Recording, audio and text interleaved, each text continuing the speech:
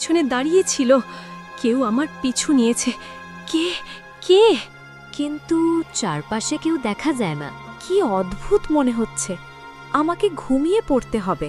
তারপর দেবিয়া যেন তেন ঘুমানোর চেষ্টা করতে লাগল, যে হঠাৎ এক সাদা ছায়া তার শরীরের ভেতর প্রবেশ করল। এ কি?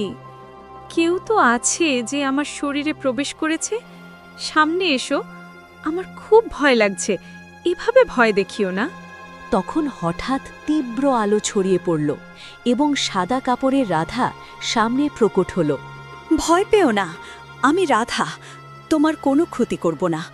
আমি কয়েক মাস ধরে সেই গাছের অপেক্ষায় ছিলাম, কেউ না আসুক যে আমার কষ্ট বুঝতে পারে। আরে, তোমার সাথে এমন কি হলো যে তুমি মারা গেলে? এভাবে গাছে থাকছো?